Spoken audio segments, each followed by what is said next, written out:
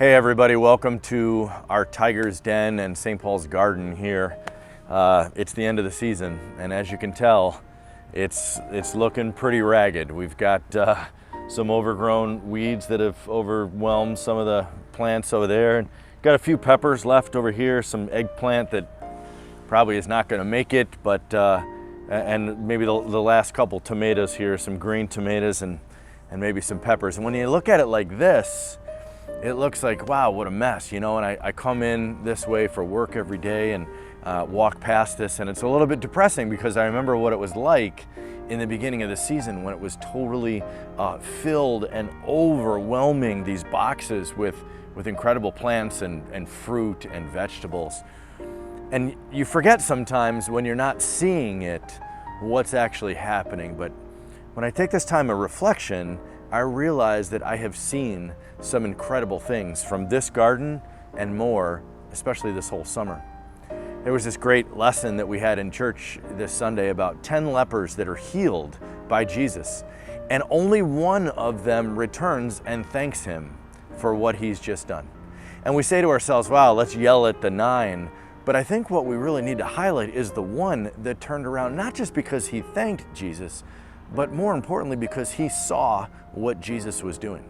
He saw what Jesus is doing, and it changed him and healed him holistically. Not just the healing from his ailments, but it changed him and redirected him back towards seeing the action of God in the world, his world, and the world right there and then.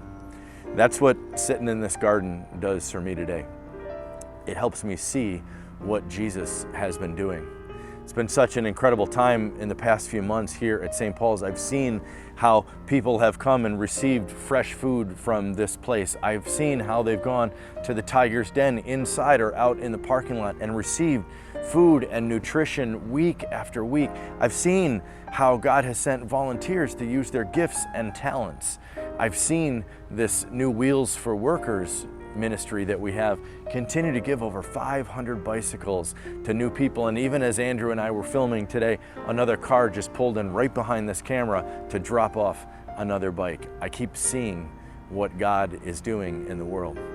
And when I see it and when I realize what's happening, it brings me back to say thank you to God. I hope this week, I hope these weeks, you'll start to look around some more and see what God is doing in creation around you, in the relationships that you have, in those quiet moments when you can realize that you're not alone in any of the things you're going through. Those are the times we get to see God's love and grace. May that turn us towards Jesus again to say thanks. Would you pray with me for a second?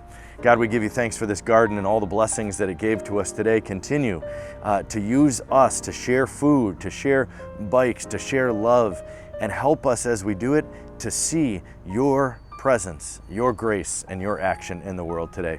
And all God's people said, amen. We'll see you in church.